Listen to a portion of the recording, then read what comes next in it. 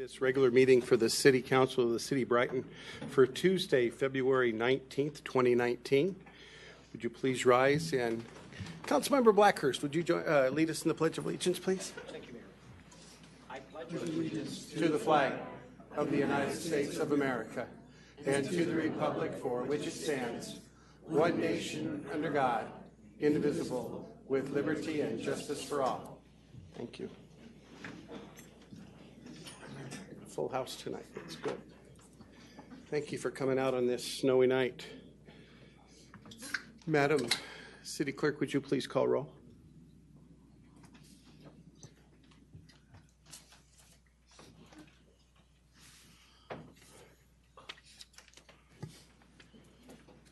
Mayor Kreiser? Here. Mayor Pro Tem Edwards? He's excused. Councilmember Baca? She's excused. Councilmember Blackhurst?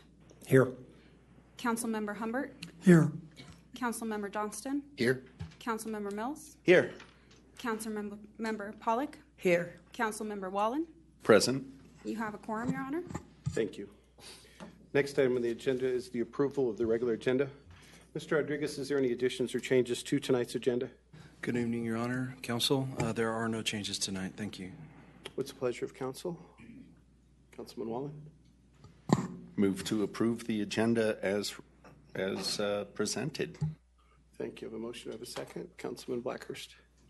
Motion to second. I have a proper motion and a second to approve tonight's agenda.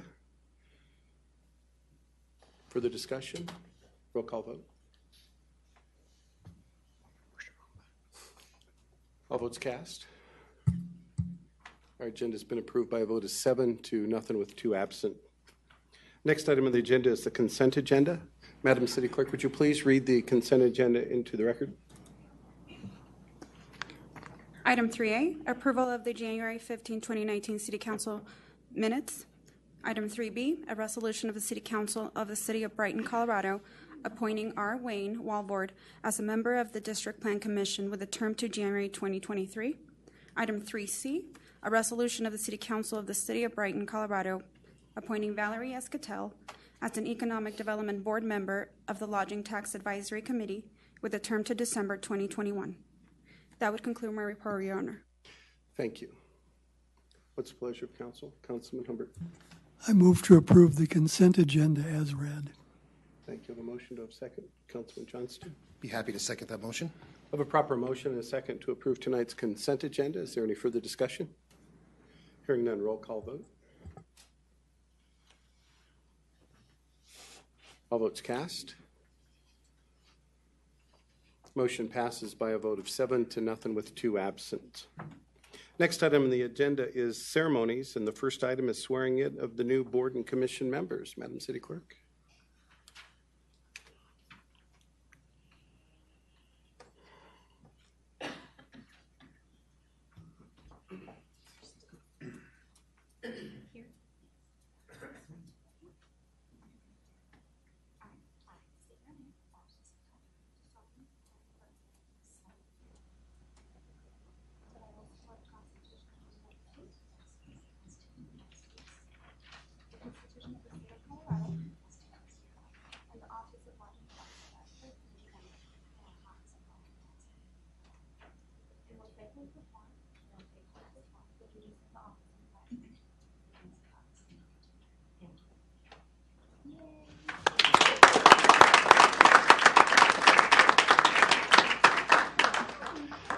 Thank you, Valerie, for your willingness to serve on our many boards, or on this board, the lodging tax. And just a little commercial, we have many board positions that we need filled. We're looking for citizens who are willing to step up and help us run our city business, so we appreciate that. Next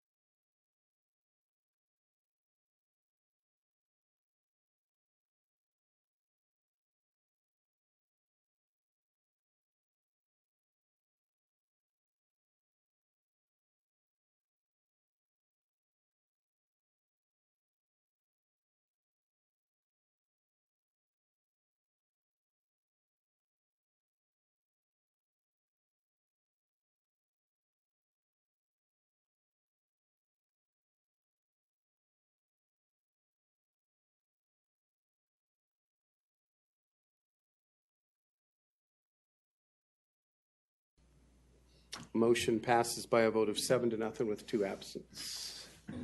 Who's here to accept it?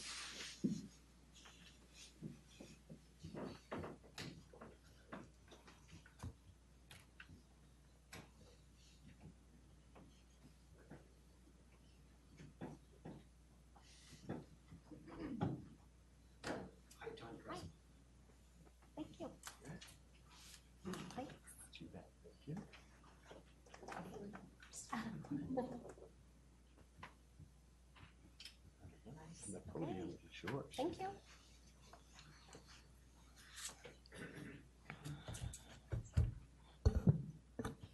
All right. I'd first like to thank you for your support in proclaiming March 4th through 9th Youth Leadership Week. The Image Summit is a really exciting thing that for the city of Brighton and young people around the state. We sold out about 2 weeks ago and had a waiting list of about 30 and finally closed the waiting list once we realized that we weren't, that was kind of the cap of that. So we're moving forward with planning. I'd like to give a special thank you to my small team of Abby and Sydney, as well as a couple of youth commissioners and youth corps volunteers who've put countless hours into planning this event to make sure that it's a success. Just as a reminder, the Image Summit is a 2-day leadership conference for young people around the state of Colorado.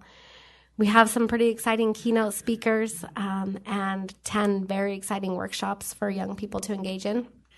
I'd also like to make sure to extend an invite to you to sit at roundtables with young people from around the state on the second day, which is March 8th.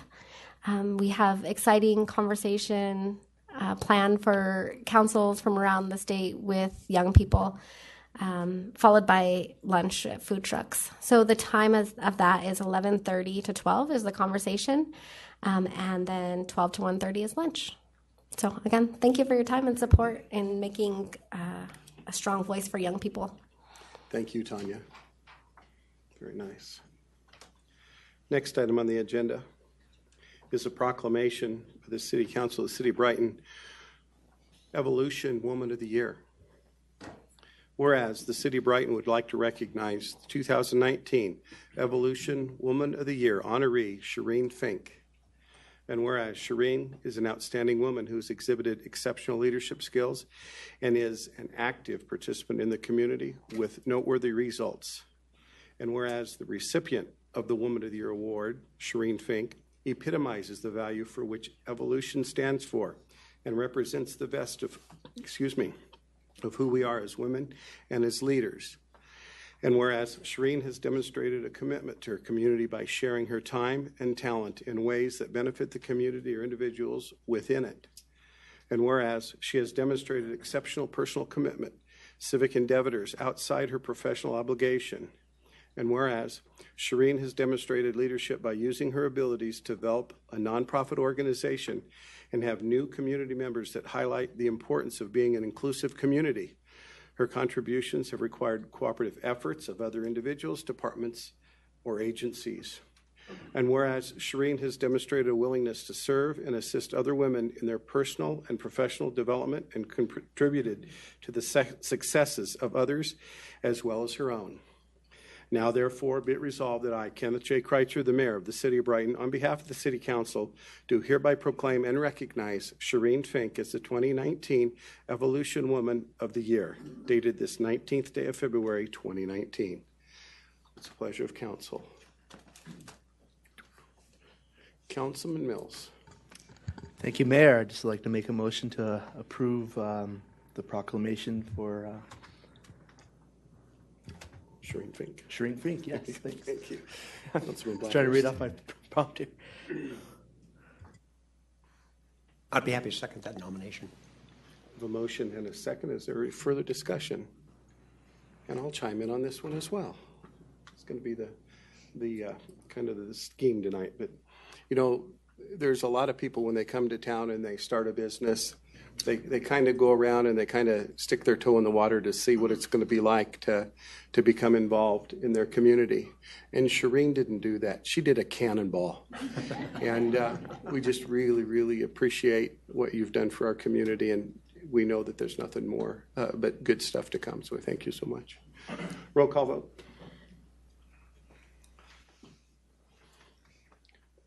All votes cast. Motion passes by a vote of 7-0 with 2 absent. And Shereen, take your time because it takes me a while to do it.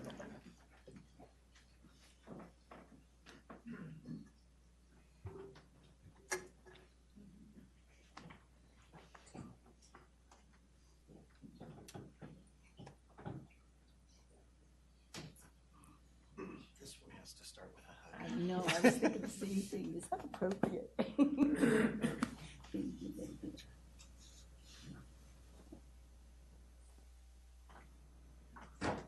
Congratulations. For what? And the podium's yours. Thank you, thank you. I'll wait for you. Oh. Thank you. This is an unexpected honor, and I appreciate it very, very much. I would like to share, though, that while this is an honor for me, it says so much about our community, about the City Council. It says a lot about the Chamber and those that voted for this honor. And what it says is that here in Brighton, we cherish and honor our differences and our cultural diversity. Thank you. Thank you, Shereen.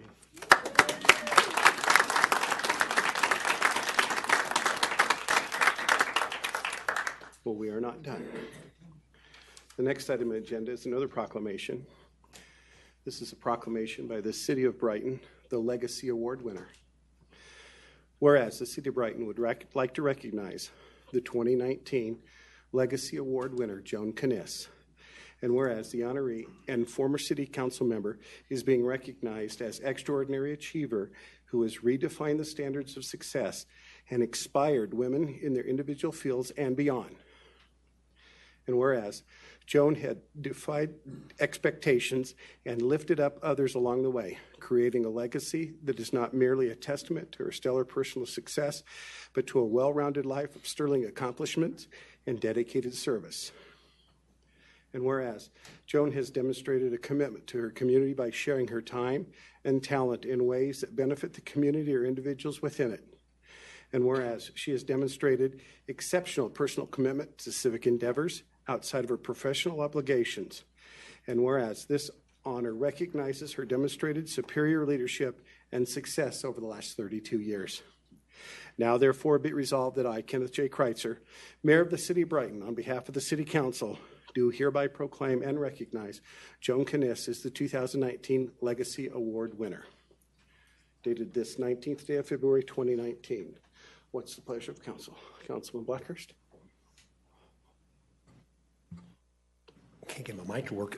Yes, Mayor, I'd be honored to make a motion to approve that proclamation for very deserving individual, Joan Kniss. I have a motion, Councilwoman. Thank you, Your Honor, and I'd be pleased to second that motion. Thank you, Joan. I have a proper motion and a second. Is there any further discussion on the topic? You're waiting for me to weigh in, right? And I will do this. You know, I had the honor and the opportunity of working with Joan as a faculty member of Brighton High School for many, many years. And during that time, watched her make our school look better as she got awards, the Colorado Teacher of the Year. And if you go to Brighton High School, the library is named in her honor. And she even proofed a few of my letters that went out. And so and she does that for a lot of people. I know she's, for years and years, helped the DECA kids in their projects and so forth. And so really appreciate it and well deserved. I have a proper motion, a second roll call vote. All votes cast. Motion passes by a vote of 7-0 with 2 absent.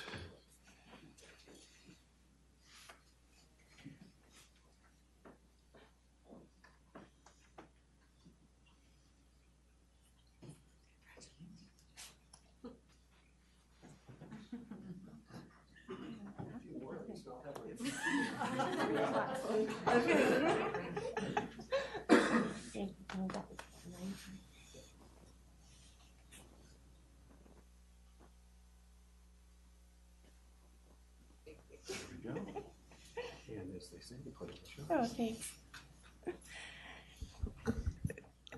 So Shireen talked about being unexpected. This was really unexpected because I got a phone call about 3 o'clock this afternoon, and it says, well, we were going to tell you until tomorrow morning, but we thought you might want to know this. And so, there I am in my sweats and all grubby and think, oh, gosh, I better maybe comb my hair or something. And then Yvette says, and your son's going to be there. He knew about it. I said, my son? He knew about it? So, yeah. So Chris and his family are here, so I thought I should come. But I am so blessed for so many reasons. And I really believe that my success is really a reflection of our community because of the people who choose to live here and the many opportunities that I've had that the city and the school district have offered to me. And I really think that if I lived somewhere else, that it wouldn't have all come my way. So I thank you for the proclamation. But I really want to thank the Chamber for recognizing women in our community. And when I grow up, I did ask Yvette this question. Is it because I was really the oldest person that you could think of? And she said, no, maybe there was something else. But so when I grow up, my goal is to be Shireen Fink. So, yeah. So anyway, thank you. Thank you.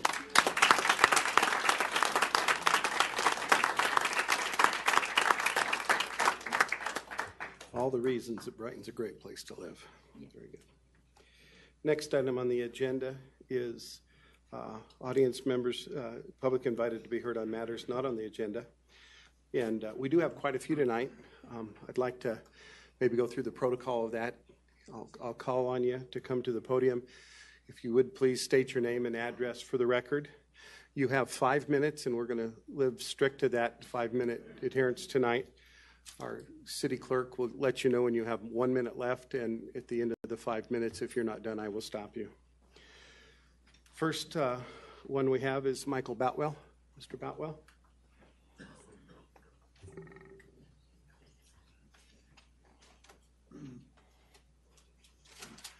Everybody. Mayor, thank you. Michael Boutwell, 353 North 10th Avenue, Brighton, Colorado, 80601. Auspicious occasion to everybody. Congratulations. Very nice to see the brighter side of Brighton. I, however, live in the pragmatic side of Brighton, and I have to address issues that are rather lacking in luster. My first one is that I've just ended probably about a 3-year bout with United Power, and I need to address the AMI meters that are on our water meters now, and I need to know what kind of prophylaxis has been produced to help to increase the health of the people of this town. United Power has elected to put well, you know what a Faraday cage is, and I'm not sure you know if you do. A cage that actually restricts the amount of electromotive force and RF signals from the AMI meters. Okay, they have elected to put one on my machine. They bought 10 of them. I'm wondering, now they're out there on the open market. And so if there's nothing wrong with these AMI meters, I'm asking, why do we have Faraday cages? Okay. Now, a Faraday cage will actually allow or disallow the globular radiation from the AMI machines, which is not in a single strand. It's in a circular globular radiation mode kind of thing. And this is the way radio waves work. Okay, electromotive force works the same way. Anything that it radiates or emanates radiation does the same thing. It's not in a singular pattern. It's in a globular kind of a circular pattern. And so what they did was elect to put one of these on 10 people's machines out of the 300 dissenters that were of the Brighton area who did not want these electronic machines on their houses. The rest have been put on. The rest have elected to do this, but some of them have not elected to put the Faraday cages on the machines. So they don't know about it, or they're ignorant of the fact that maybe they don't understand the whole story. Okay. My other one is that I'm still addressing the city water situation. I've decided to canvass the state and do a study on water prices and charges that would include this town all over the state. I'm still not done with that. I'm also not done with the police department and my complaint to the mayor that has gone unheard and rejected by Mr. Rodriguez. Also, I have Terry Simpson in the audience there with her complaint that I presented to the mayor at the same time, and I've heard nothing about that as well. Okay, but I would like somebody to do, to getting back to the water thing and the AMI meters, is to do a research on this equipment and make sure that this isn't something that's going to cause us problems. In addition to the Wi-Fi towers that are going to go in our lamp posts out here, or that's supposedly, but I need to know more about that too. You know, because this town is turning into a Wi-Fi saturated town. And if you know anything about electromotive force, you know that it's a generated radiation, however dangerous it is, we don't know yet. It's just like any other time bomb that has come about in the last 50 1 years. minute. And so I just wanted to address that with everybody and get somebody feedback and go from there. Thank you, Mr. Boutwell. I appreciate it. Y'all have a good night. Look up Faraday cage. Next person who's requested to speak is Ann, is it Taddeo? T-A-D-D-E-O? Taddeo, thank you. Either one works. Ann Taddeo. I'll answer to either one. That's fine. Good evening. I am Ann Taddeo. I live at 114 South 7th Avenue here in Brighton. And I have a few points that I would like to bring up. I own and operate a small real estate business in this town that have felt, I'm not sure on that yet, that this town is friendly to small businesses and that tries to support small businesses. I've even gotten people to come to Brighton to look at houses that they would have otherwise discounted us and said, no, I don't want to live there, and they've ultimately ended up buying here. I am a board member on the Brighton Legacy Foundation, and part of what I love about Brighton is that small town feel. I tell that to people quite often, that Brighton is an awesome town to live in because we are growing, but we still have that small town feel. I also would like to address the water situation, if you will, in that my concern is, a few weeks ago, there was the missing money or the money that has not been spent for what it was allotted for. We had rate raises after rate raises after rate raises, and I'm hoping that doesn't get pushed under the rug and forgotten about, and that something gets done. I know that we're putting the new meters on, and that's supposed to alleviate some of the issues, but I think that the people and the citizens of this town need to know where that's going and what's going on with that. And maybe I'm naive to the fact of where I need to find out that information, but I just wanted to say that. My other point is in regards to the businesses that have been chosen or will be chosen to go into the depot building. I don't know, are you guys addressing that this evening? No, it's not on agenda. So I may have wrong information, but from what I understand, there were 4 applications that were put in for the spot in the depot, and that 2 of them were chosen, one being the chamber, and the other being an outside business, a business that was not or is not currently in Brighton. And that's very upsetting to me, and probably to many other people. Like I said, I was always felt that the Brighton was a place that wanted small businesses to thrive. And again, and I apologize if I'm wrong, if I'm misinformed. I also have an email from somebody who could not be here, wanted me to express that it is very disappointing that the city council and city manager continue to not support our local businesses. That because of their direct lack of support, 2 local businesses that put in bids for this location were forced to close because an outside business was chosen. And it's no wonder why Brighton continues to lose revenue to our neighboring communities. And if our chamber chooses to move forward with partnering with this outside business, it'll be a slap in the face to all Brighton. And I agree with this statement. It's just better said than I could have done it. And so I hope if you haven't made that decision yet that you will consider that. And I'm not saying that the outside business isn't a great one, but I think that we should be trying to take care of our own. I love this city. I am no Shireen Fink, but I try to volunteer my time and I try to do things that will help this city, and I just wanted to express my opinion on that. Thank you for your time. Thank you. Next person who's requested is Kelly Van Osprey.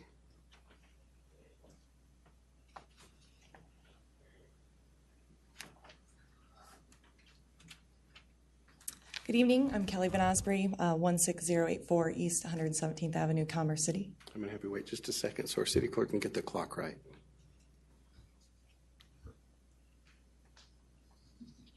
There we go. That's right. I'm Kelly Van Osprey. My address is 16084 East 117th Avenue, Commerce City, 80022. I'm here to discuss some concerns about the Armory, and I know I'm not the only one that will be speaking tonight. So I'm going to be speaking on behalf of Platte Valley Players, which is Brighton's only community theater. But the first thing I wanted to bring up, read from, is an article from the Brighton Buzz from November 29th, 2017, which was a Q&A with the Brighton City Manager, Philip Rodriguez. And the question was, why is transparency in government important? And he answered, we need to make our processes, values, and services open to everyone. He goes on to say, I'd also like to continue to see productive citizen engagement in our transparency efforts. This means that we need to make sure the city and the community have productive conversations. This requires transparency from all of us here at City Hall, and of course requires good listening skills. Good listening is a skill set I'm hopeful will champion and put in high regard in the city of Brighton. Ultimately, if we're trying to build community, but we don't spend time listening to the community, then we're not going to be better in the long run. I'm grateful to have this forum and that you're here to listen. So in addition to the concerns that will be brought up by others, I have a few specific things that Platte Valley Players are specifically concerned about in regards to a long-term leasee at the Armory that is which is a non-arts related organizations. The Armory is a beautiful and well-kept facility that the Brighton and Adams County-based arts organizations that use the facility are invested in. They're invested in their success and upkeep of not only the Armory, but the Brighton community at large. Performing arts organizations who rent the Armory for arts-related activities and events will be negatively impacted by the wear and tear on the facility, its staff, and its equipment by a long-term weekly rental, especially if the long-term rental will be in the capacity that is not in the vein of the intended purposes of the facility. If this long-term lease is being considered for the bottom line, it is a short-term solution for a long-term problem. If a long-term non-arts related renter uses the space weekly and forces other local community-based arts organizations to seek another venue for their activities or to cease operations entirely, what will happen when the long-term leasee moves on, goes to a larger facility, leaves Brighton entirely? These previous arts renters will not return. This would certainly be the case for the Platte Valley Players. The Armory is a city facility that was created with the intention to provide a space for the citizens of Brighton to enjoy and participate in the visual and performing arts. It is a venue that, along with its regular tenants, attracts patrons from all over the Denver metro area and even from all over the state. The fact that Brighton city officials who are employed and appointed to look out for the best interests of this community would entertain giving away Brighton's cultural home is distressing and disheartening. What chance did the arts have in Brighton without their support? I ask that you keep the conversations in regard to Brighton's cultural home open and transparent. Thank you. Thank you, Kelly. The next individual who's requested to speak is Daryl Myers.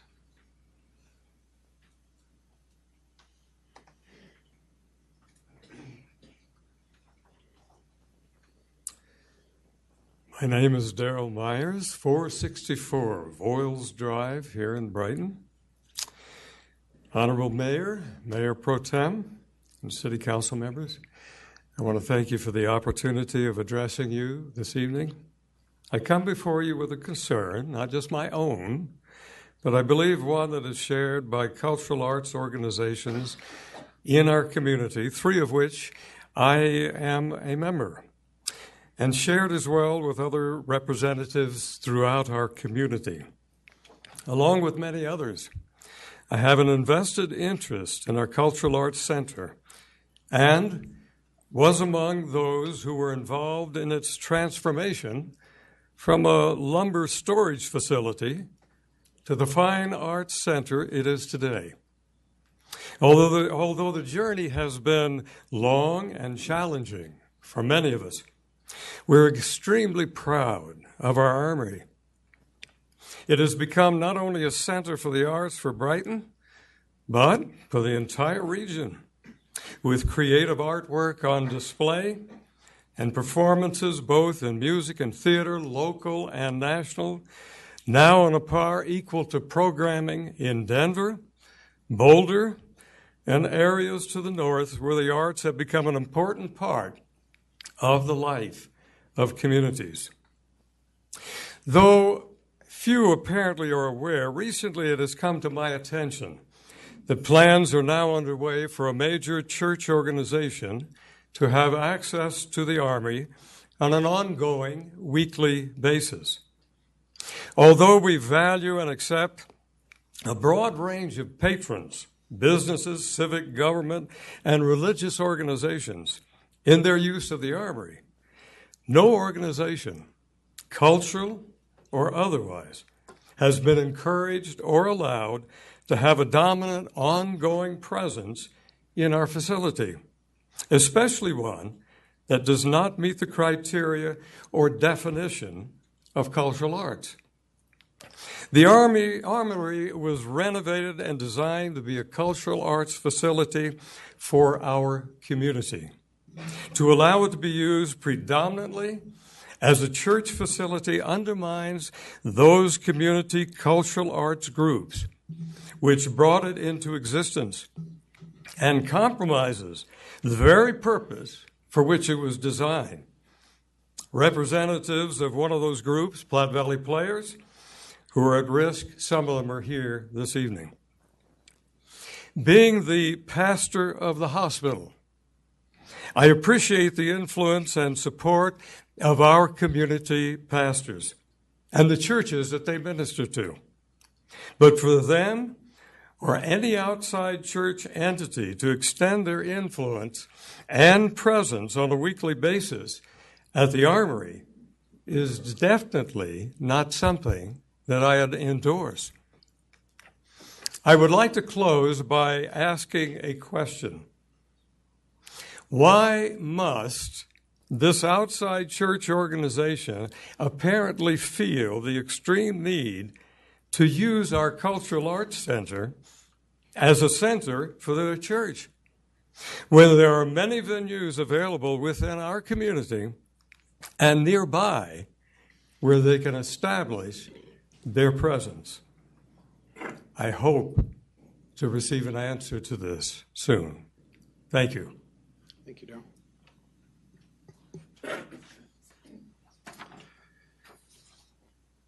Next person who's requested to speak is Heidi Storrs.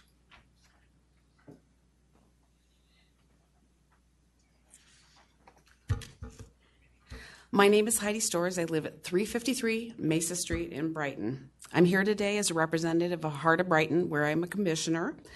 The Heart of Brighton is the fundraising entity for the Armory.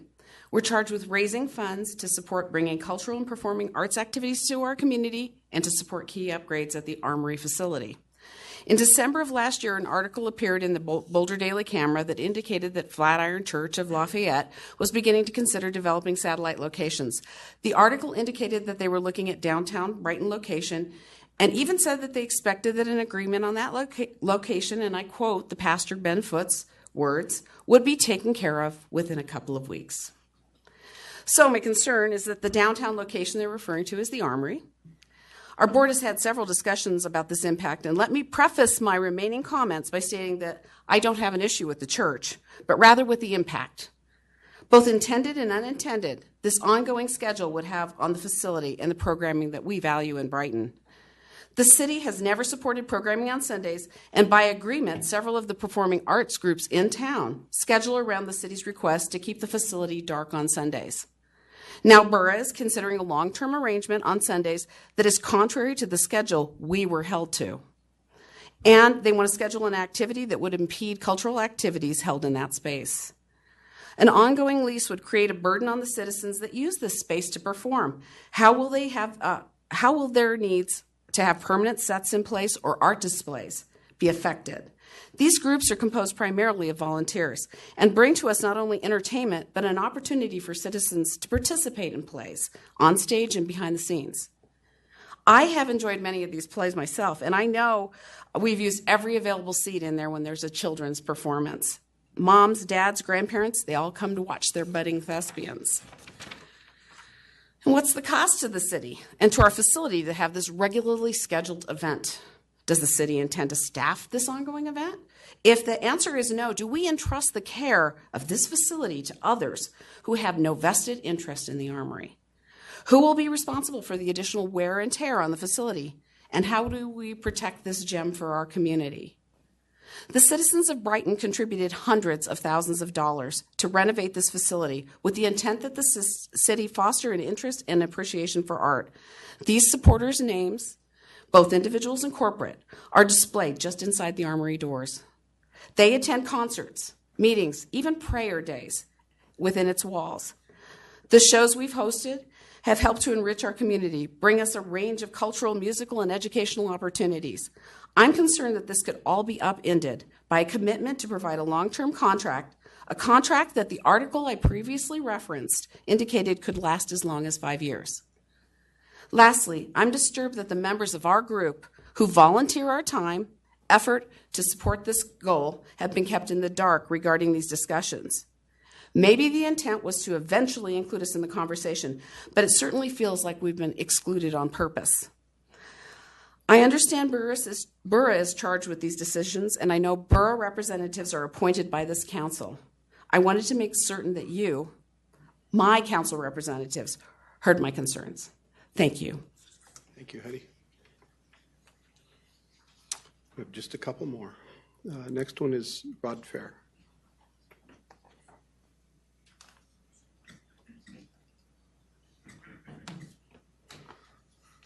Good evening, Mayor, Council, City staff. Thank you for this opportunity to visit with you today. My name is Rod Fair, and I live at 1169 Coneflower Way in Brighton. I'm a longtime Brightonian. I attended local schools, including Brighton High School. I'm an optometrist in Brighton for the past 36 years. And I was at the Armory on Friday night. There was a sold-out Beatles event there, and it was a fabulous night. Everybody who attended enjoyed themselves, and that's what we've been working so hard to create in that facility. Instead of a paid event that had 50 people there, is to have a paid event that had 300 plus there. And so we're starting to hit our stride in terms of what we feel that facility is meant to be. I'm here representing the Heart of Brighton today, a board on which I've served for the past 9 years. And I've served as the chairperson of the Heart of Brighton for a number of years and presently hold the office of treasurer. We're a group of local volunteers, fall under a 501c3 organization, the mission of which is to raise funds for the Armory Performing Arts Center to sponsor and market scientific, cultural, literary, visual, educational, and performing arts programs at the Armory, and to enhance the facility. Over the past 15 years, it's taken a tremendous community and city effort to revitalize downtown Brighton, and public use of a renovated Armory for a cultural center was among the top priorities.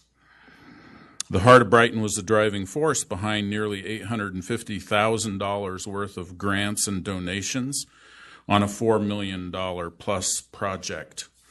Heart of Brighton has raised tens of thousands of dollars in the recent past, which have helped pay for half of the digital sign on Bridge Street that advertises for both the Armory and the library, for energy-saving blinds in the atrium and foyer area, for the new bass speaker under the stage, $5,000, for another soundboard for the stage area, another $5,000,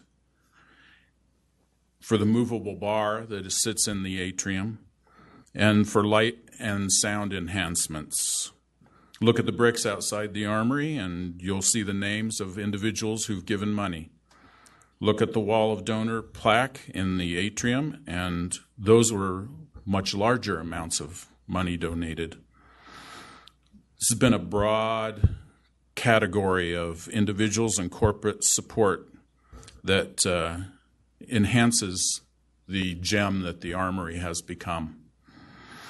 Our concern about the proposed use of the Armory for a long-term lease on Sundays, you've heard some of those concerns.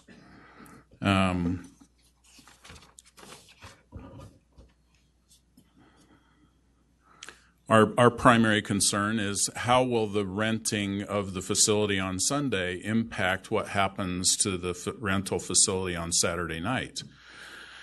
And if the construction of sets has to be disassembled late on a Sunday morning or Saturday night, only to be reconstructed the following weekend, and I've heard indications that that could cause us to lose one of our acting groups, the only acting group, Platte Valley Players, which is also hitting its strides now. They have tremendous sellouts and tremendous plays. They have dinner theater. It's been a fabulous thing to watch that grow. We understand that the long-term lease could mean revenue to the facility. We understand that. But we feel that the mission of the facility, and certainly our mission as Heart of Brighton, is to protect the investments we've made in equipment and in groups like Platte Valley Players. So renting it as a commercial property for the purpose of generating income may affect the way that we're able to fundraise. So if we're losing funds because the city's subsidizing a business, I think it's a business, then other people would say, you know, you're renting that thing. That should generate plenty of income. I don't think I need to contribute to that anymore.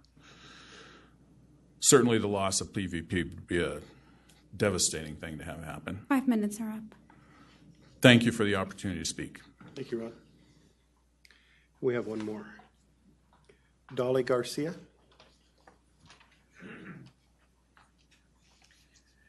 I'm Dolly Garcia, and I live at 15186 East 117th Avenue here in Brighton. And I'm here, I am a board member of Platte Valley Players, and I'm very concerned about the potential move by the church into the Armory for the specific reason that we have sets which are very difficult, and many of them are very complicated and have many set pieces. And if the church comes in to have services on Sunday, that means that we will have to disassemble our sets Saturday night and then have them reassembled the following weekend for the new weekend performances. We have volunteers who come in and help, and a small crew who come in to help set up the sets. And the sets are there until the play has run its course. We don't know for sure if the volunteers will be available every weekend to assemble and disassemble sets. When the Armory opened, we were promised that a church would not interfere with our production. And of course, since then, there have been changes to management and the contract that we signed back when the Armory opened. We have been a consistent customer of the Armory since the beginning. So it's really concerning that an outside entity is coming in and causing this disruption in our production. And we would really like for the council members in borough to give a serious consideration about allowing the church to come into the Armory. Thank you. Thank you. And I thank all the community members for coming before us tonight. Next item on the agenda is item 7, resolutions.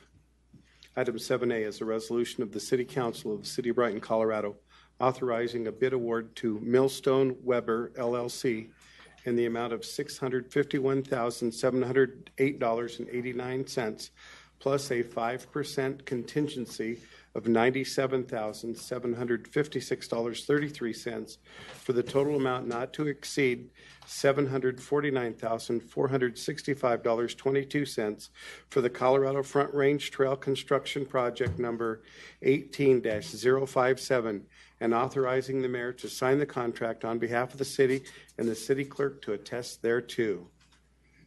Mr. Rodriguez. Thank you, Your Honor. Mayor and Council, just a quick clarifier. We are requesting the amount plus a 15% contingency this evening, and then I'll ask Mark Height, our Assistant Director of Parks and Recreation, to come and present. And, of course, his Director, Gary Wardle, is here for questions that you may have as well. Mark? Thank you, Mayor and City Council, for allowing us to speak about the Colorado Front Range Trail, known as the Seifert. E470 to Ken Mitchell Park Trail Construction Project 18057, the bid award tonight. This falls under the strategic plan areas of safe, active, and engaged community and facilities, amenities, and open space. As you can see on the map, the Colorado Front Range Trail will travel along the South Platte River with from basically E470 all the way up to Ken Mitchell Park in Brighton, with a spur going over to the Eichelman House area for the future of that location. For the details of this project, the project includes construction of a 2.74 miles of 10-foot wide concrete trail, signage, and other trail amenities. Funding was accomplished for this project over the years through GOCO, Great Outdoors Colorado, grant in 2014, Adams County Open Space grant in 2015, and this year's budget, the Recreation Capital Budget. Bidding occurred through the city's procurement process, and Millstone Weber LLC was the most responsive and responsible bidder and is in good standing with the state of Colorado. So the recommendation to you, Council, is to award to Millstone Weber LLC, and let me get that there, Millstone Weber LLC for the project Seifert Colorado Front Range Trail E470 to Ken Mitchell Park in the amount not to exceed $749,465.22 with a bid amount of $651,708.89 with a 15% contingency added. And this is also asking Council to authorize the mayor to sign the contract on behalf of the city and the city clerk to attest thereto. If you have any questions, I am here to answer. Questions or comments from Council? Councilmember Mills. Thank you, Mayor. Thank you, Mark, for that presentation. I think I've been hearing rumors for years that this trail would be complete next year, every year. So it's about. I'd like to say it's kind of about time we get this done. What are these other amenities that were stated? Other amenities include benches. They include waste trash receptacles, dog pickup stations. It includes directional and signage, as well as the regular trail signage. Okay, thank you. And then how many bids did we get? Oh boy, I'd have to go back. It was between 11 and 12, 13, Okay. somewhere in there. And this was the best bidder of them all? This was the best bidder. Okay. All right, thank you. And the most responsive. That's important too. Thanks. Councilman Blackhurst. Well, Councilman Mills hasn't been waiting nearly as long as I have. I have Gary on my speed dial just to check the status of this at least once a month. I can't tell you how elated I am personally as a rider of bicycles and one that frequently uses the Platte River Trail. I think this is going to be a huge deal to Brighton. I really do. When people can come here and use this trail and go that distance all on a nice concrete path all the way into Denver, or if they can turn at I-70, this will branch off and they go out Jefferson County all the way to Arvada. I've been on that. You can actually go, I think it may go all the way to Golden along Clear Creek. It's a heck of a trail system, and they have a couple of other spurs that go in different directions. So my only question is, when is this going to be completed? What is your anticipated completion date for this trail? I would say that once you pass, if that's your pleasure tonight, the bid, then we will be working on a notice to proceed. And this summer or early fall, it should be worked on. And we hope to have it open by late this year or early next year. I would just make one final comment, and this is more to council, because I know Gary's been thinking about this as has the police department. With this trail, there will come a point in time where we're going to need some kind of monitoring of activities on that trail and all of this open space that's going to be created and open pretty soon in Ken Mitchell area. And with access, I'm just warning that everybody that that's something that we're going to be addressing, and it's going to take additional staffing or some other means by which we can keep track of what goes on along that area. Thank you. It's maybe another MOU with Adams County or something on that one. Yeah, very good. Councilman Humbert. Hi, Mark. Hello, Mark. Were there any GOCO or Adams County grants contributing to this? Yes, both. Okay. So this isn't, we're not spending, that's not just our money in there. Correct. Okay, thank you. It's 3 different areas, the cities, GOCOs, and Adams County open space. I thought I had that in here.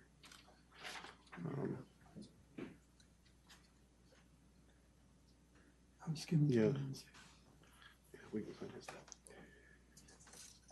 Councilmember Johnston. Yeah, my question was along those same lines. I have a couple questions, so give me one moment if you don't mind, Mr. Mayor.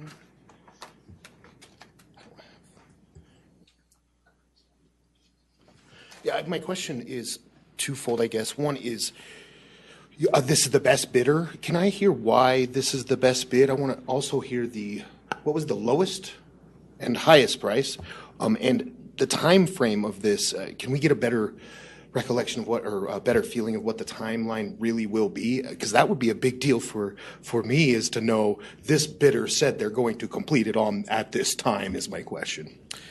The time frame is based on what kind of weather we have. Okay. So if they can get in there early because we don't have snow or heavy rains and it's sloppy out there, then it may be sooner. Okay. As far as the bids, this was the lowest bid. Oh, wow. And it was also the most responsive. And the types of equipment that they have, as well as the time frame that they said they could do it, were two of the major components. Great. And my final question is definitely, can we know the difference of what we're approving compared to what we have already gotten for this project from grants from other places? Rough. We have received 3 grants. Right. One was a Great Outdoors Colorado grant. One was an Adams County Open Space grant, and then city funding. And with those grants, there were certain requirements. One was in the Great Outdoors Colorado grant, or GOCO grant. We were required to use Mile High Youth Corps to build fences and to do, in the future, some crush-refined trails at the site. And so that's the only funding at this point, other than the design and that we've spent on the grant. The rest of the funds from those 3 grants goes towards this bid. And how much is that roundabout, the difference? The difference of how much? $749,652,022. How much are we paying for that from the city compared to the GOCO grant and the others? Is what I'm curious about. I'm looking that up right now. Gary, do you have that?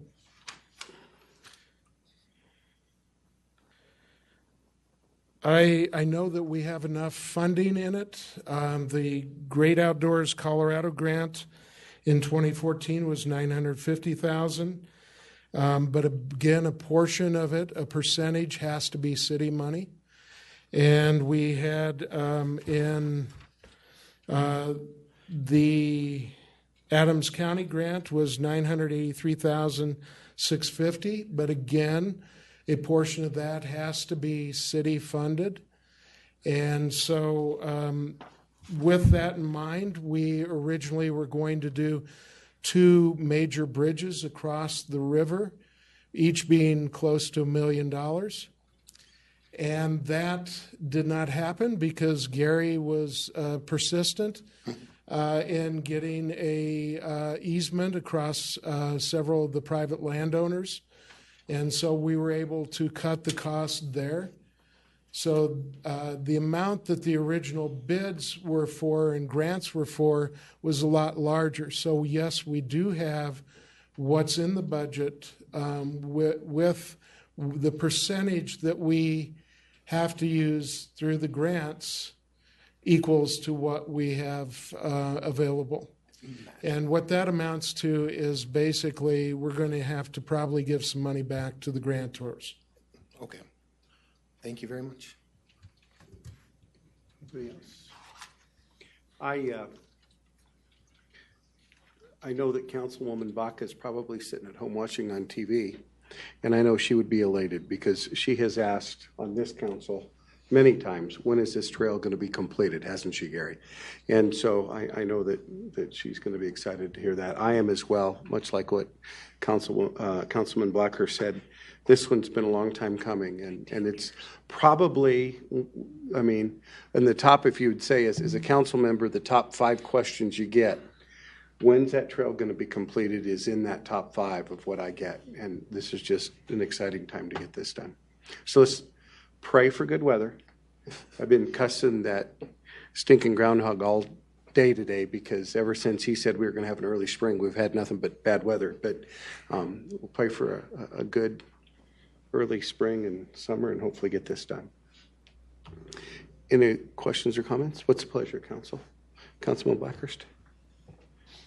Thank you, Mayor. I appreciate the opportunity to make a motion to adopt this resolution of the City Council of the City of Brighton, Colorado, authorizing the bid to the Millstone Weber LLC in the amount of $651,708.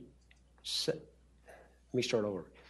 $651,708.89 plus a 15% contingency of $97,756.33 for the total amount not to exceed $749,465.22 for the Colorado Front Range Trail Construction Project, and authorize the mayor to sign the contract on behalf of the city and the city clerk to attest thereto. Motion, Councilman Humbert. Mr. Mayor, I'd gladly second that motion, and I can't wait for it to be done either. A proper motion and a second. Is there any further discussion on this issue? Hearing none. Roll call vote. All votes cast. Motion passes by a vote of 7-0 with 2 absent. Thank you, Mayor and City Council. It is appreciated. Thank you, Mark. Next item on the agenda is item 7B, a resolution of the City Council of the City of Brighton, Colorado, expressing its support for House Bill number 1035 concerning an increase in the flexibility to set fees for electrical inspections that are not conducted by the state, and setting forth the reasons for supporting the passage of House Bill 1035. Mr. Rodriguez.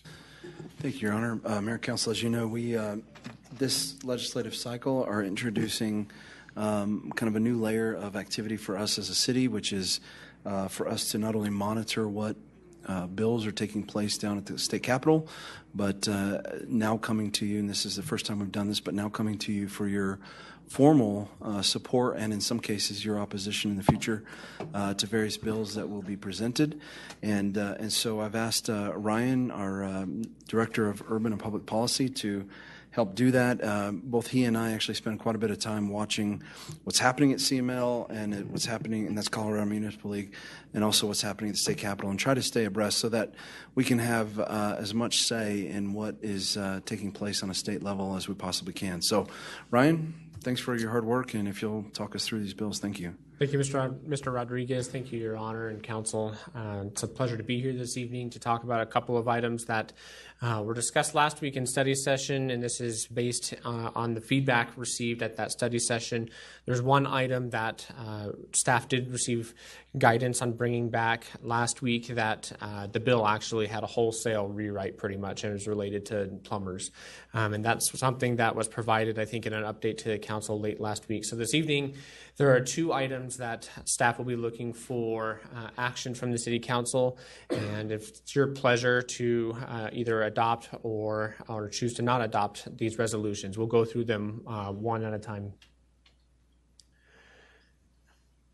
Being able to track legislative matters really at the end of the day does tie into all 8 of the strategic focus areas, because really we're interested in trying to make sure that the level of services that are provided for Brighton residents actually is improved and certainly isn't diminished, and that our authority as a home rule municipality isn't diminished either, and that we can preserve and maintain that authority also. And that actually does cross over quite easily into all of our focus areas. Just a few facts, and actually this is a little bit different than last week too. This is a bit of a fluid motion working down with the legislature. The number of bills has actually gone up that either myself or counterparts are following to 118 bills, up from 102 last week. So it'll keep climbing like that. There's 67 House bills, 50 Senate bills, and then 1 Senate concurrent resolution, which doesn't happen very often. And we're 33% of the way complete. So there's a lot more work to be done as we go through this legislative session. This first bill, which is House Bill 1035, is related to the decoupling of electrical inspection fees. As was mentioned previously, the way electrical fees are currently assessed is that a municipality cannot charge any more than 15% above what the state currently charges for or assesses for electrical inspections. The state provides electrical inspections on state government facilities, facilities of higher education, and so that is a cap that's been in place for a number of years. And so this particular bill actually seeks to remove that cap and decouples that so that a municipality, can more effectively establish its own fees for providing electrical inspections. One of the things that would be that's part of this bill is that it then takes the year 2014 and establishes that as a high year in terms of inflationary costs associated with the and then allows municipalities to have a CPI inflation every year if it so chooses to be able to make sure that a city is capturing true cost recovery on electrical inspections. But the connection to the state has been removed in this bill. It's something that in staff's analysis we believe provides more authority to the city of Brighton, more authority to be able to assess fees and collect fees appropriately for what it actually costs us to provide those services. And generally, those types of measures that give us more control and have us less tied to the control of the state is something that it should be supported. And this is something that is actually scheduled for hearing next week, actually on February 26th. So any action the council takes this evening it would be relayed and included as part of that motion and that testimony next week. So the options for the council with regard to this particular House bill is to, like I said, adopt the resolution that's been drafted for your consideration. The council could choose to amend the resolution if it so chooses and then adopt that, or choose to not adopt the resolution for supporting this particular House bill at this time. And I'll entertain any questions the council has. Questions or comments from council? Councilmember Mills. Thank you, Mayor. Thank you, Ryan, for the presentation. I don't really have any question. I just want to comment that I think this is great that we are getting into what's going on down at the State House. I think it's important that we as a city care about what goes on at the State House and have opinions about whether or not we support certain House or Senate bills. So I applaud this effort, and I hope we continue this into the future. Thank you. And I say that about both bills that we're about to talk about. Thank you. Other questions or comments? Second what Greg said. What's the pleasure of council? Councilmember Humbert. Mr. Mayor, I move we approve a resolution of the City Council of the City of Brighton expressing its support for House Bill 19-1035 concerning an increase. Am I on the right one? Mm-hmm. Okay. Increase in the flexibility to set fees for electrical inspections that are not conducted by the state, and setting forth the reasons for supporting the passage of House Bill 19-1035. Thank you. Councilmember Johnston. Be happy to second that motion. Have a proper motion and a second. Is there any further discussion on this topic? Hearing none, roll call vote. All votes cast. Motion passes by a vote of 7-0 with 2 absent. Thank you, Mayor and Council. We'll move to the second item. Let me read it into the record. Thank you. Next item is item 7C, a resolution of the City Council of the City of Brighton, Colorado, expressing its support for Senate Bill 19-006 concerning electronic sales tax and use tax simplification system, which bill, in connection therewith, requires the State Office of Information Technology to conduct a sourcing method for the development of systems and requires the Department of Revenue to establish the implementation of the system for the acceptance of returns and processing of payments for the sales and use tax levied by the state and any local taxing jurisdictions, and setting forth the reasons for supporting the bill, Senate 19-006. Mr. Johnson. Thank you, Your Honor. Senate Bill 19-006 is a bill that in part was brought on by the recent court decision last year that's known as the Wayfair decision, but it related to the ability for a municipality, local municipality, to collect sales tax generated from online sales. It was a pretty big case that happened across the United States, and there's several items working their way through the legislature to try and help sort out what does this mean for municipalities? What does this mean for the state? How do we do this in a way that isn't overly burdensome on businesses, particularly small businesses? So this particular bill right here actually provides funding via the state to conduct an RFP, so conduct a study to be able to look at a single portal, a single point of remittance portal that businesses could potentially utilize to be able to remit their sales and use tax receipts, and then that would then be separated out to all the different taxing jurisdictions. As a city, we believe this would be a good measure to be able to support for a couple of reasons. One is that we hear continuously from businesses, particularly smaller businesses, that it's really pretty difficult to understand all the different local jurisdictions, rules, and policies on how to remit a sales tax receipt. They all vary. Every city I've worked for, it's all been a little different. And so it's difficult as a business owner to be able to keep that all straight. And we would think that as a matter of practice, making a more efficient system to be able to remit sales tax and use tax receipts might be something that's worth exploring. The other thing that's beneficial for this is that there's no obligation to actually participate. So at the end of this study, this RFP that would be funded by the state, several things could occur. Any of the 71 self-collecting home rule municipalities like the city of Brighton could choose to voluntarily participate and jump on, or they could not do that. And so there's no obligation. Our options are not limited, and there's no cost to us to conduct this study at this time. So we're trying to see how much support we can get in the metro area to be able to really get behind creating a more simplified system that businesses can get behind and make it easier to be able to conduct business in the city of Brighton. So the staff recommendation for this would be to support this measure. And with that, the same options exist for the City Council to either approve, amend and approve, or deny or reject the resolution that's on the table. Questions and comments from council concerning this issue? Councilmember.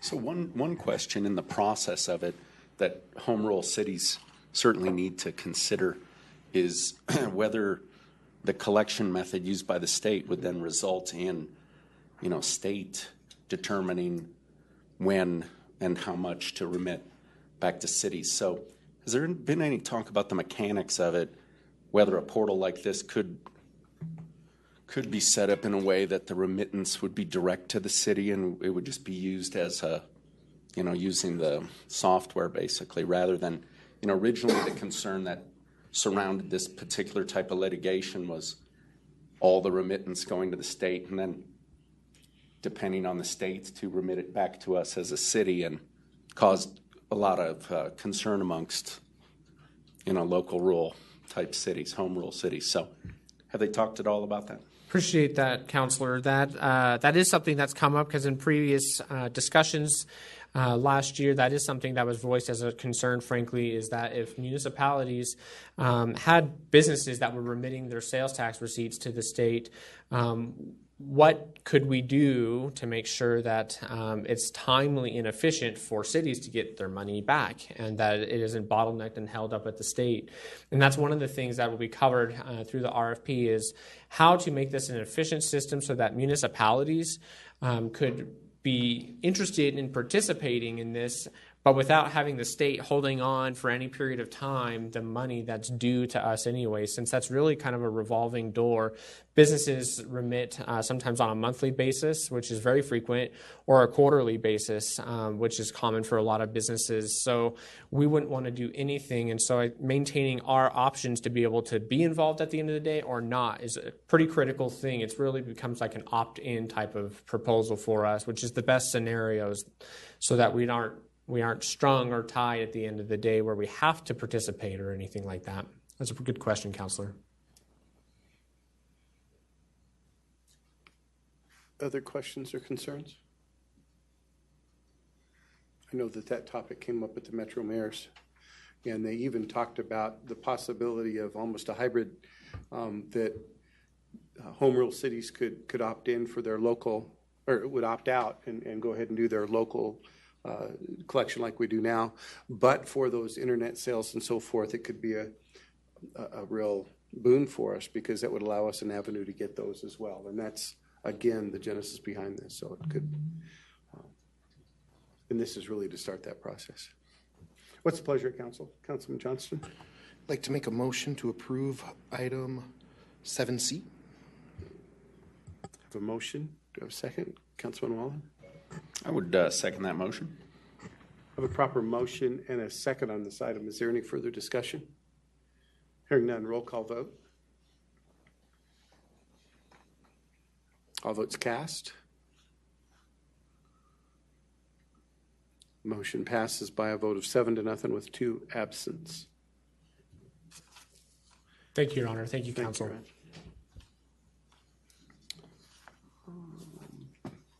Now we go to item 8, utilities business. Item 8A is a resolution of the City Council of the City of Brighton, Colorado, acting by and through its water activity enterprise, approving a change order number 2 to the contract with Northern Colorado Constructors, Inc. in the amount of $262,053.45 and authorizing the city manager to execute said change orders on behalf of the city. Mr. Rodriguez will be presenting. Thank you, Your Honor. Mayor and Council, I'll ask Mike Woodruff, our Director of Infrastructure, to come and present, and then I know he has staff support from our Stormwater Division, Scott Olson, with him tonight as well. And Mike? Thank you, Mr. City Manager. Mayor and council members, for your consideration this evening is a change order associated with the Veterans Park Water Quality Project, and I do have a presentation I'd like to make, and then we'd be happy to answer any questions for you this evening. This request addresses 2 strategic focus areas: supportive and sustainable infrastructure and financially responsible.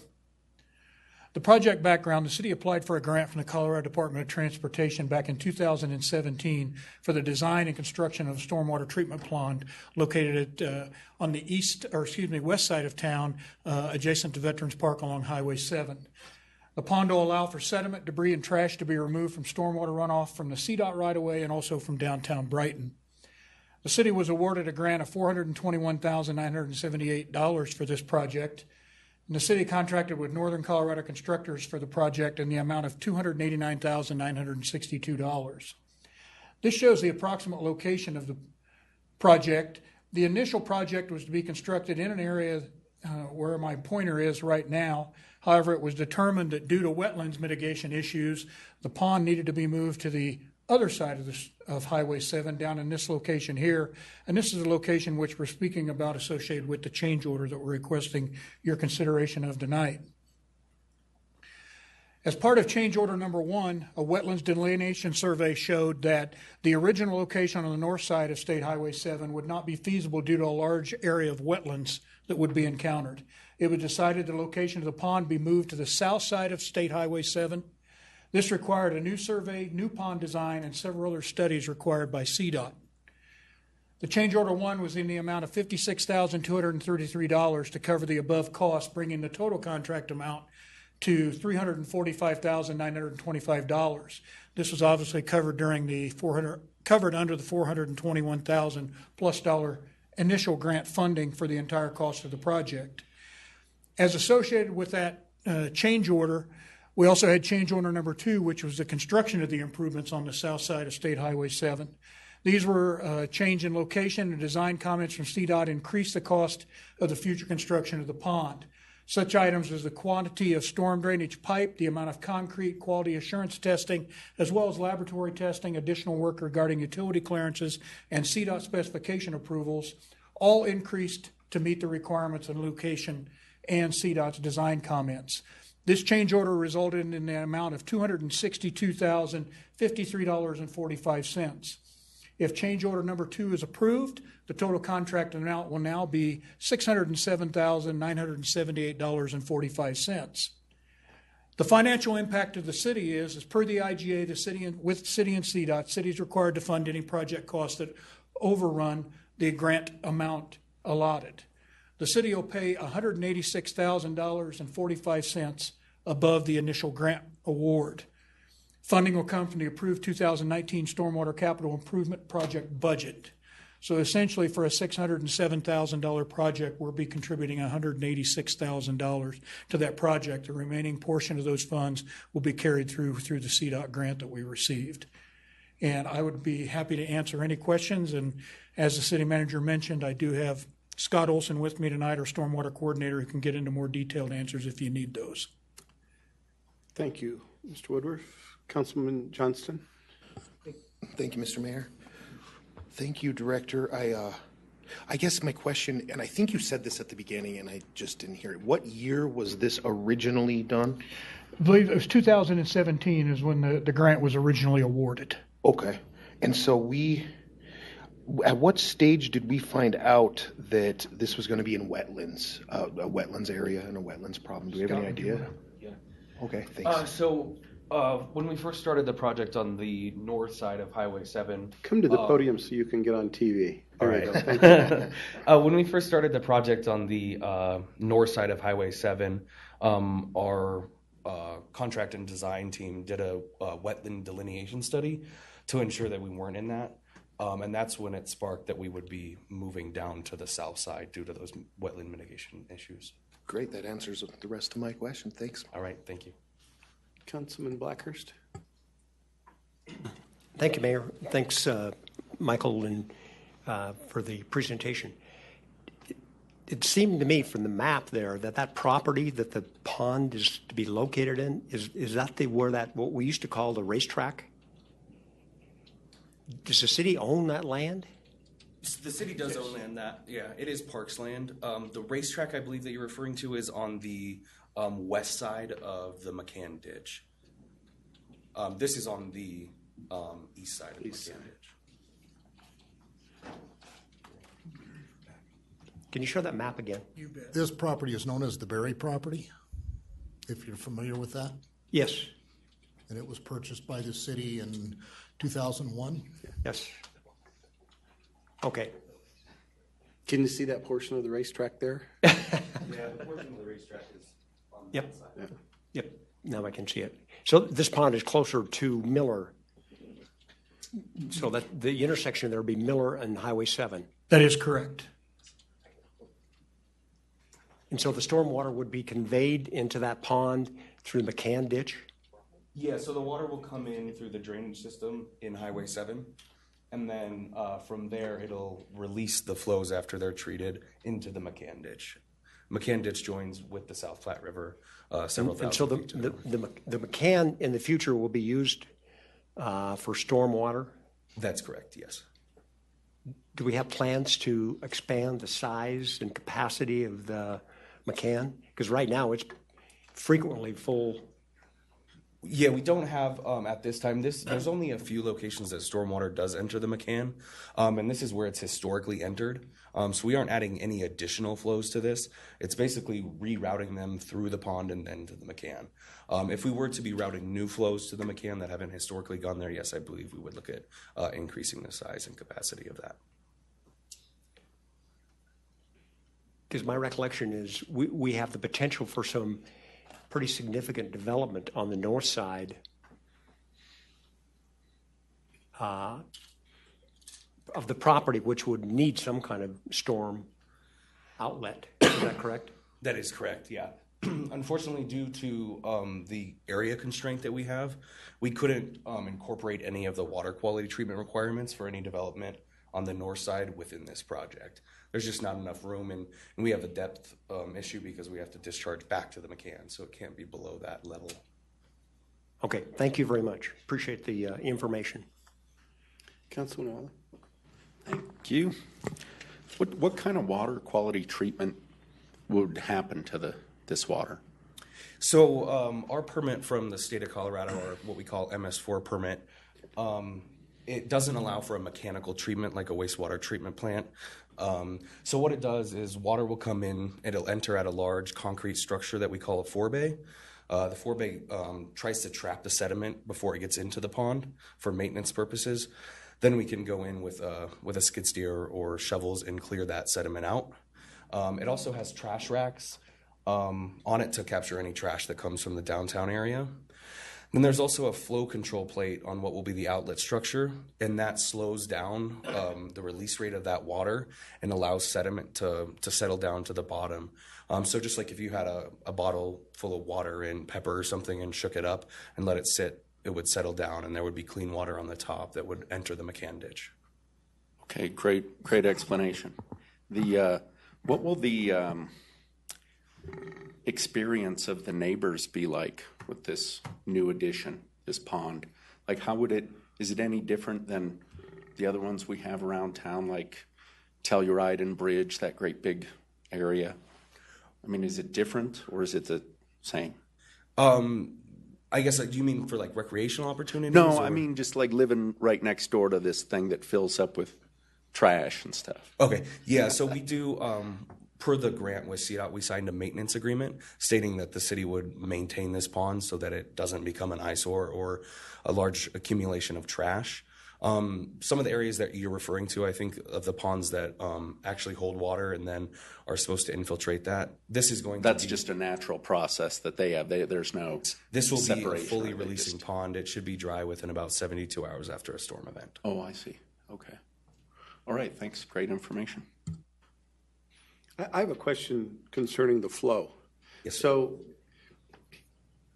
is the infrastructure or the storm drains already in place?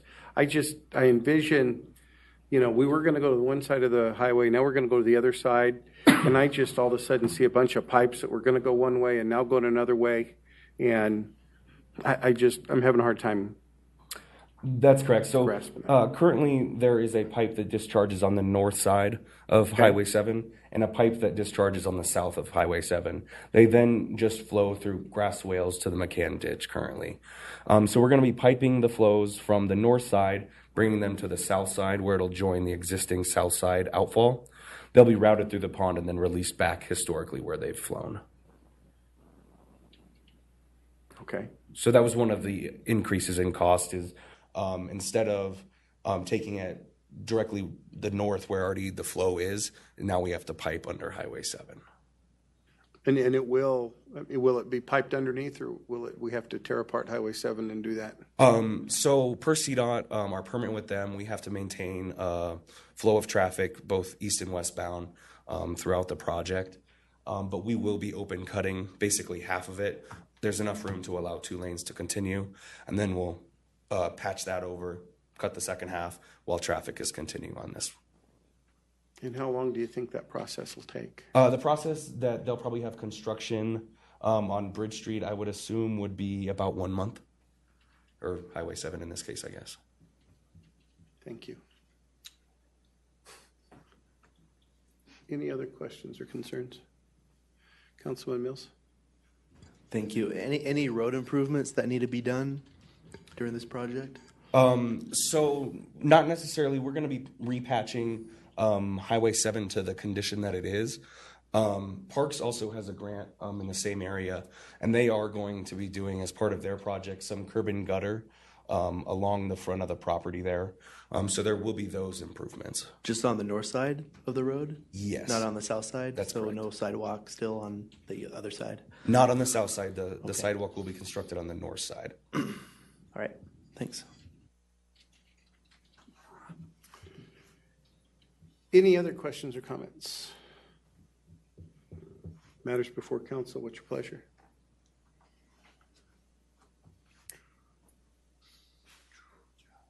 Councilman Humbert. Mr. Mayor, I move we approve a resolution of the City Council of the City of Brighton acting by and through its water activity enterprise, approving change order number 2 to the contract with Northern Colorado Constructors, Inc. in the amount of $262,053.45, and authorizing the city manager to execute said change order on behalf of the city. I have a motion. Do I have a second? Councilman Mills. Thank you, Mayor. I will second that motion. I have a proper motion and a second on this item. Is there any further discussion? Hearing none, roll call vote.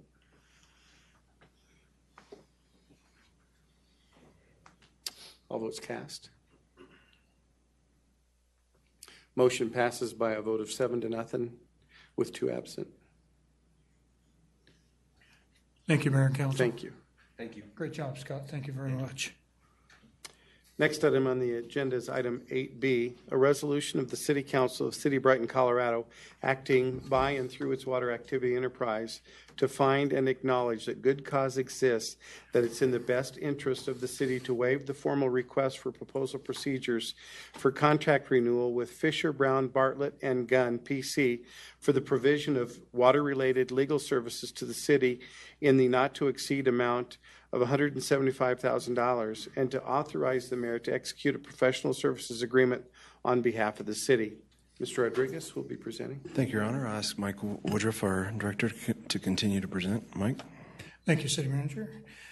Mayor and council members, for your consideration tonight is approval of a 2019 professional services agreement with Fisher, Brown, Bartlett, and Gunn, our water attorneys,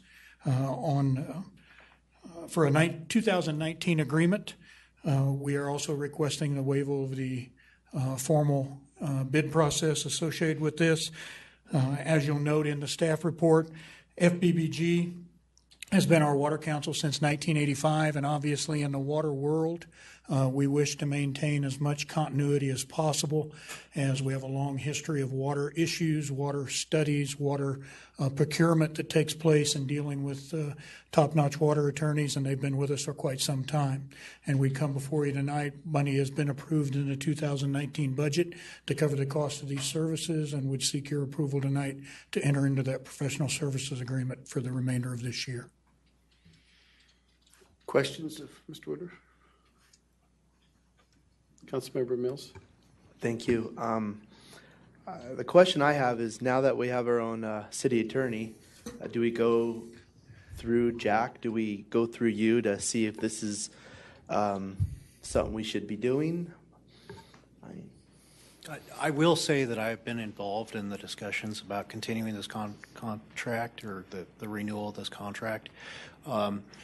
Outside Water Council is a very specialized, or Water Council is a very specialized area of law, and I would like to toot my own horn and say this is something I would take on, but it would be to the demise of Brighton to do that. You have attorneys that have the not only the historical knowledge of Brighton's own resume and how that resume has developed over the past numerous years, and they're also already involved in new acquisitions. They're already exploring new acquisitions, and they have been uninterrupted during their tenure. This is an area that Brighton's best served by using a specialist that has their Brighton's interest in mind, while they has the knowledge of of Brighton's own water resources. And when I asked, I didn't mean if you were to take it on. I just Right. want to make sure this is a firm that is in the best interest of the city, and not necessarily you taking on the activity here. Absolutely. If there was a concern, if I had a concern, I would have raised it through management. We would have hashed through that. But Thank you. I don't have a concern at all. Thank you. Councilman Waller? Oh, I was just to Councilman Mills' point that, I think it's our expectation to hear from you as well on these recommendations. And that's Right. and like I said, I've been behind the scenes on this. But yes, We figured you were. it is my recommendation that this contract be approved. Thank you, sir. Any other questions or comments? It's a pleasure of council. Councilman Johnston? I'd like to make a motion to approve Resolution 8B. Have a proper motion. Do I have a second? Councilman Mills? I will second that motion. Thank you. Have a proper motion and a second. Is there any further discussion on this topic? Hearing none, roll call vote. All votes cast.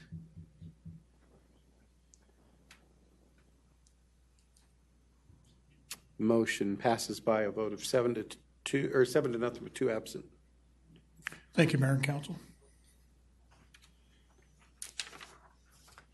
And now we have item 8C. Item 8C is a resolution of the City Council of City Brighton, Colorado, acting by and through its water activity enterprise, to find and acknowledge that good cause exists, that it's in the best interest of the city to waive the formal request for proposal procedures for contract renewal with White Sands Water Engineers Incorporated for the provision of water-related engineering services to the city in a not-to-exceed amount of $250,000, and to authorize the mayor to execute a professional services agreement on behalf of the city.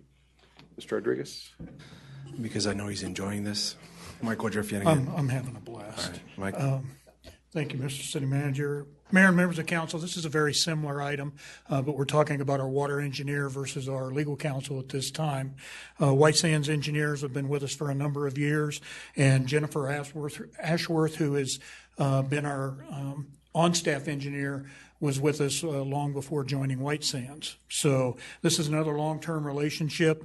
Engineers are just as valuable as our legal counsel when it comes to water rights, water procurement, water engineering. This firm has a history with us. They have detailed background on our procurement, on our court cases, and assist us on a regular basis at staff direction to assist us with water rights, water engineering issues, and so forth. We'd ask for council's approval in continuing this contract through the 2019 year, and I'd be happy to answer any questions for you. Councilman Humbert. What's the duration of this renewal? This is for 1 year through this year, 2019. And how long has this group been with us? This group, White Sands Engineering, I believe, has been with us for the last 5 years, roughly about 5 years, I want to say since about 2014. But Jennifer has been with another firm that's been with the city for several years prior to that. Okay. Councilman Walden. I gotta ask, is this the firm that would have done the structural study on the 8.3 million gallon tank? That is no. Sorry. No, it is not. Had to ask. No. Thank you for that response. You are more than welcome. Kind of a hibbity-hibbity-hibbity there for a while, didn't we? Any other questions or comments from council? It was a good question. Hearing none, what's the pleasure of council? Councilman Blackhurst. Thank you, Mayor. I'd like to make a motion to approve this amendment, or excuse me, this resolution 8C. Have a motion. Do I have a second? Councilman Johnston. Be happy to second, Mr. Mayor. Have a proper motion and a second on this topic. Is there any further discussion? Hearing none, roll call vote. All votes cast. Motion passes by a vote of 7-0 with 2 absent. Thank you very much for your time this evening. Thank you, Mr. Woodruff. Thank you. Next item on the agenda is general business. There is none. And finally, reports by the mayor. It's been a busy couple of weeks. I attended a Metro Mayor's Caucus a little less than 2 weeks ago. At that conference, I met the new CDOT executive director, Shoshana Liu, and so she's on board, and I think she has a real interesting job ahead of her. I'll just go with that. The Adams County mayors meet monthly with RTD, and we talk about issues facing the north and RTD, and as I think you're well aware, we've got some new representation, and I think they're making sure the north is being heard quite well. Was a part of, as you all know, the Sister Cities Dinner and Auction. It was another very successful event. Raised just a little bit south of $10,000 that can be used when the kids come from Poland this summer. So exciting about that. Mayor Pro Tem and I, and by the way, I think he's watching on his iPad, so let's all say hi, Mayor Pro Tem. He told me he would be. Attended the Airport Coordinating Committee. We meet now quarterly instead of monthly, and a little bit of progress now in terms of talking about the infrastructure that might be helpful to the surrounding communities, and so it's going to be interesting to see what direction that goes. I attended an E470 Board of Directors meeting, and ADCOG, Adams County Council of Governments Executive Committee, and heard about what was happening in our surrounding communities. There were several ribbon cuttings. I did attend the ribbon cutting for KB Homes. It's nice to see some homes going up in the Prairie Center area. And so they're going to start selling homes there this next week, and they've got some beautiful model homes up there. Mayor Pro Tem did ask me to tell you all you were saved, that he's not here tonight to sell you your tickets yet. He will be back, so hang on. But on March 2nd is the 31st annual EVAC Spaghetti Lunch. They've been doing that with the Senior Center for 31 years. It is on March 2nd from 11 to 2. The cost is $7 for adults, $4 for children, 12 and under. And takeout is available. And although the Mayor Pro Tem is gone this week, and I believe next week he'll be back and get your money by the time the activity happens on March 2nd. So plan on feeding your family spaghetti on March 2nd. Department heads, any reports? Reports by the city attorney. Just briefly, I'd like to offer an update from the office of the city attorney. I've been here officially 6 months now, and I have actually scheduled some interviews for an assistant position. I stepped back from the deputy position that everybody anticipated I'd be filling, and I think that's a little bit of a reach at this point, and I want to do this as economically as I can, but get a qualified person in that can start learning about Brighton and building up some of the institutional knowledge, and somebody that I can comfortably assign certain things to while still keeping the higher profile things, higher important things for myself and using my knowledge. Thank you for your patience over the last 6 months. I know a couple of you have reached out and wanted to have lunch and that sort of thing, and I've kind of pushed some of that off just timing wise, but hopefully there's a little bit of a movement here that I'll be able to do that. Very good. Thank you, Jack. Reports by the city manager. Thank you, Your Honor. So this evening I actually didn't have anything prepared, but I just wanted to thank all of the folks that came out this evening and talked to us about some of their concerns. And so for the council's benefit, because some of you may have been going, what was that discussion about? So for your benefit, I just wanted to let you know that, yes, there is a church that is looking at the potential of renting for a short-term time period that I don't know what that time period is, to rent the armory and potentially establish themselves in the community. And then they've described that they would then like to build a building or purchase a building for the long run. And so one of the reasons that hasn't really been discussed at a council level, well, two reasons. One is we don't typically discuss, because we're not typically involved in leases at the armory, but two is that the armory is actually under the purview, as you know, of borough. And so we're going to continue to let them have those discussions. I don't want the community to feel or think that we're, as a city, not engaging on the issue. It's just simply this is not typically something that's under our purview. And so I've been assured by the director of borough, Ryan Johnson, that they're going to give this the same equitable treatment and vetting process as they would on anything that is looking to potentially rent the space. They do have, and I saw it today for the first time, a policy handbook that helps them navigate some of these issues and concerns. And so I know that that's sort of the filter that they'll be working through, as well as their legal counsel, which, as you know, is distinct from our legal counsel at the city.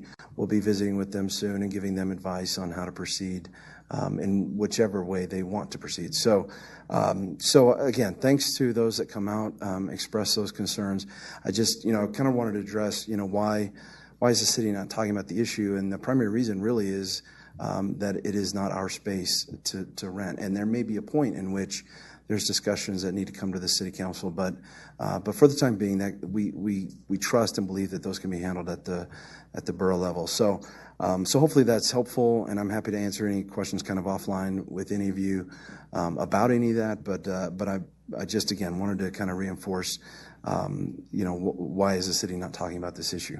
So outside of that, I'm just happy to report, 2019 is so far shaping up to be a very productive year for us, and want to thank all the city staff for their hard work, especially those that maybe we don't necessarily highlight in an environment like this, like those that are out snow plowing, or those that are out helping fill potholes, and those that often are responding to 911 calls even while we're sitting here. So just really want to thank the hard work of the city staff. I feel like we're doing tremendous work, but again, a lot of times that work doesn't go noticed if we're doing our work right and doing it well. But I want to really thank all the staff for their hard work, and the directors, if you'll help me pass that along as well. But thank you all very much. Thank you.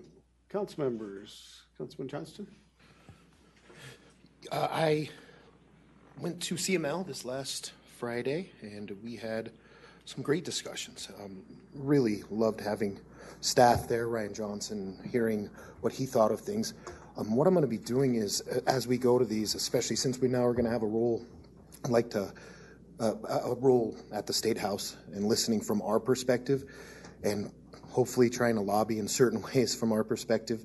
I'm definitely going to go into some more of this, hopefully in a study session, so we can go into some of the few bills that are really being asked about what we want to do as cities, but just to make sure that Councilor Wallen has everything he needs, and also that I have the full gauge of where we are as a city, and it's not just my personal opinion and I'm raising hands like I did on a few issues there. So other than that, well done. The one other comment I do want to make is, once again, to our police department. What an amazing job. The other night, I happened to be right next to that when that all happened, the shooting. And obviously I don't know much about it. I'm not going to speak anything that I do know about it, but the way it was handled, both that moment when it happened, amazing.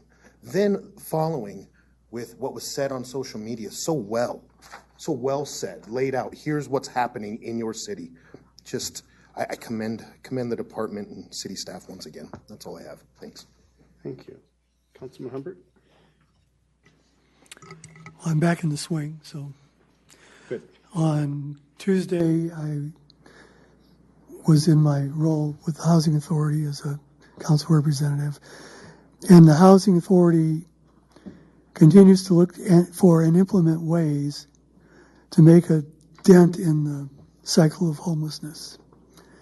And they're working on more property and renovating some property to try to make livable spaces. And we also interviewed 2 potential Housing Authority members.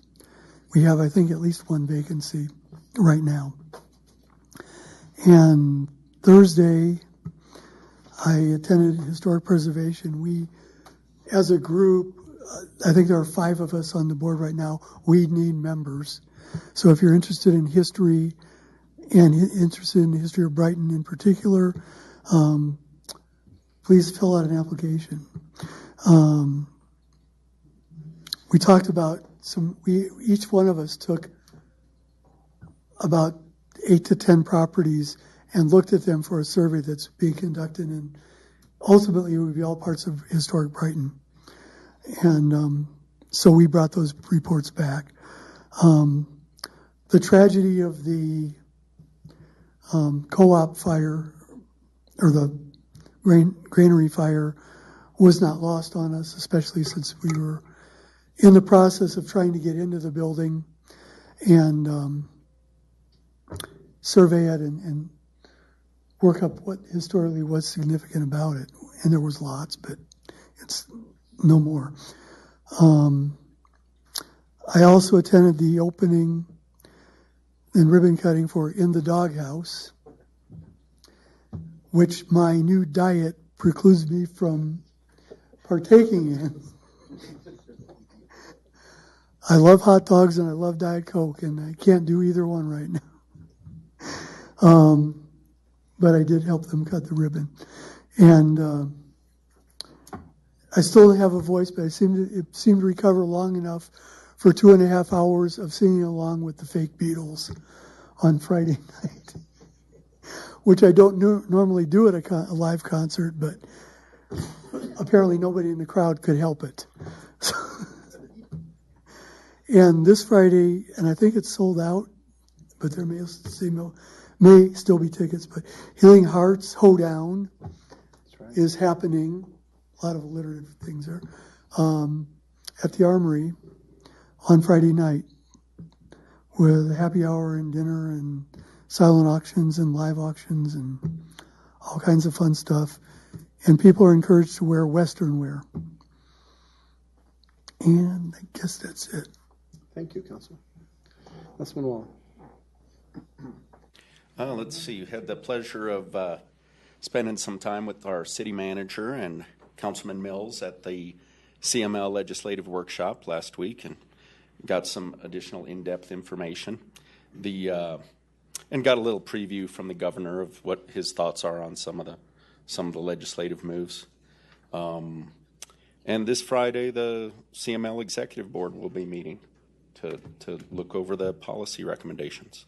Also, I guess this was a couple weeks ago, but had been going on for a while. The Public Art Committee is in the process of finalizing the choices for the outdoor public art that we do in Carmichael Park. So, yeah, it should be really interesting, amazing pieces that are sent in to be considered. It's really pretty amazing. So that's all I have. Thank you. Thank you. Councilwoman? I don't have anything this evening, Your Honor. Thank you. Councilman Blackhurst? Most of my meetings are coming up later this month, but the Youth Commission met the first of the, and their big thing, of course, is planning there are two big events. The first one was talked about, the Youth Summit. I happen to be out of town that week. I'm not going to be able to attend, but I really encourage my fellow council persons to at least spend a little bit of time, 10, 15 minutes over lunch hour towards the evening. A lot of energy there. And then next to the Speak Week is coming up, which is a huge undertaking for them and has become such an important part of the community in terms of a very serious issue of teen suicides. And many of us, that's a subject very near and dear to our heart, and we need to support them in every way we can to make sure this is going to be a successful endeavor. So thank you, Mayor. Thank you. And you know, the Youth Commission's getting recognized at the event Friday as well. That's right. For their for the Healing Hearts, for their Speak Week and their efforts to address suicide. So that's another good reason to go Friday. Councilman Mills. Thank you, Mayor. It's great to hear how we're all active in our community. Along with you and our Mayor Pro Tem, I was at the KB Homes ribbon cutting. Got to see some cool homes that'll be coming in here. And of course, along with Councilman Wallen and City Manager Rodriguez, I was at the CML workshop last week. Sister Cities dinner, there was this interesting auctioneer there that convinced my wife to spend $150 on something, but